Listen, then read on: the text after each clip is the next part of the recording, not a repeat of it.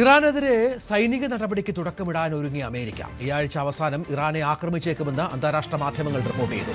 ആണവ കരാറുമായി ബന്ധപ്പെട്ട ചർച്ചകൾക്ക് ഇറാൻ തയ്യാറാകാത്ത സാഹചര്യത്തിലാണ് അമേരിക്കയുടെ നീക്കം. ട്രംപിന്റെ അന്തിമ അനുമതിക്ക് കാത്ത് സൈനിക നേതൃത്വം ഇപ്പോൾ നിൽക്കുകയാണ്. വിനോദ്, ഏത് നിമിഷവും ആക്രമണമുണ്ടാകാം. അതിന് ട്രംപ് അനുമതി നൽകണമെന്നത് മാത്രം. JD വാൻസ് അടക്കം ഇക്കാര്യങ്ങൾ പ്രഖ്യാപിച്ചു കഴിഞ്ഞു. എന്തൊക്കെയാണ് ഏറ്റവും പുതിയ ആ മേഖലയിലെ വിവരങ്ങൾ?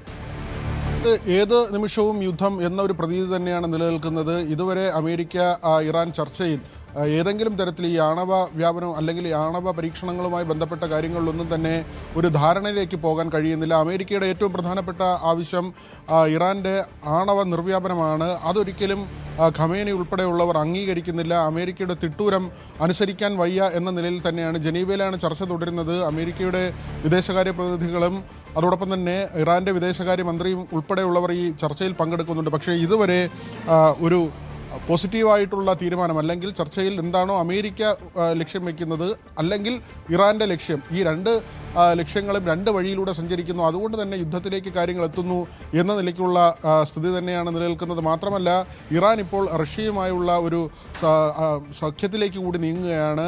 ഇന്ത്യ റഷ്യയിൽ നിന്നുള്ള എണ്ണ വാങ്ങൽ നിർത്തിയിരുന്നു. അത് അമേരിക്കയുടെ നിർദ്ദേശപ്രകാരമാണ്. തൊട്ടു പിന്നാലെയാണ് റഷ്യയിൽ നിന്ന് വൻതോതിൽ ഇന്ധനം വാങ്ങാൻ ഇറാൻ തീരുമാനിച്ചിട്ടുള്ളത്. അങ്ങനെ ഇപ്പോൾ സിയൂസ് കടലിടുക്കിൽ ഇരു രാജ്യങ്ങളുടെയും സൈനിക അഭ്യാസം നടക്കുന്നുണ്ട്. ഹോർമുസ് കടലിടുക്കിൽ ഇരു രാജ്യങ്ങളുടെയും സൈനിക അഭ്യാസം നടക്കുന്നുണ്ട്. യുദ്ധത്തിലേക്ക് പോവുകയാണെങ്കിൽ അത് ഒരുപക്ഷെ ഗൾഫ് രാജ്യത്തെ ആക്രമിച്ചാൽ അത് ഇറാൻ്റെ മേലുള്ള ആക്രമണം മാത്രമായി മാറില്ല എന്നാണ് ഖമേനി പറയുന്നത്. മിഡിൽ ഈസ്റ്റിലെ മറ്റ് രാജ്യങ്ങൾ കൂടി ഈ യുദ്ധത്തിൻ്റെ ഭാഗമാകുമെന്ന് അദ്ദേഹം നേരത്തെ തന്നെ സൂചന നൽകിയിരുന്നു. മാത്രമല്ല വെനസ്വേലയിൽ നേരത്തെ അമേരിക്കയുടെ സൈനിക നടപടി ഉണ്ടായിരുന്നു. അവിടെ വളരെ എളുപ്പത്തിൽ തന്നെ വെനസ്വേലയിൽ പ്രസിഡന്റിനെ ബന്ദിയാക്കാൻ അമേരിക്കയ്ക്ക് സാധിച്ചിരുന്നു. പക്ഷേ ഇറാനിൽ അങ്ങനെ ഒരു സാഹചര്യം ആയിരിക്കില്ല ഉണ്ടാവുക. മറിച്ച് വലിയ തിരിച്ചടി അമേരിക്കയ്ക്ക് മേലുണ്ടാകും. അമേരിക്കയുടെ പടക്കപ്പലുകളെ മുക്കാൻ ശേഷിയുള്ള കരുത്ത് തങ്ങൾക്കുണ്ട് എന്ന് ഖമേനി ആവർത്തിച്ച് വ്യക്തമാക്കുന്നുണ്ട്.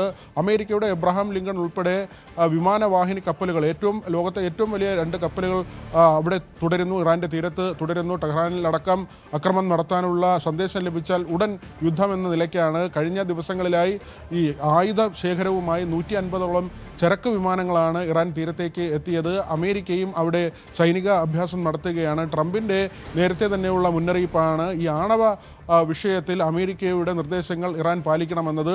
ആ തരത്തിൽ ഒരു സമവായത്തിലേക്കോ അല്ലെങ്കിൽ അങ്ങനെ ഒരു ചർച്ച ഒത്തുതീർപ്പിലേക്ക് പോകുന്ന നിലയിലേക്കോ അല്ല സാഹചര്യങ്ങളുള്ളത്. അതുകൊണ്ട് തന്നെ ഏത് നിമിഷവും യുദ്ധം എന്ന കാര്യം അല്ലെങ്കിൽ അങ്ങനെ ഒരു പ്രതീതി തന്നെയാണ് നിലനിൽക്കുന്നത്. രഞ്ജിത്ത്, വിനോദ് വിവരങ്ങൾ പങ്കുവച്ചു. കൂടുതൽ വാർത്തകൾക്ക് News 18 Keralam YouTube channel subscribe ചെയ്യുക.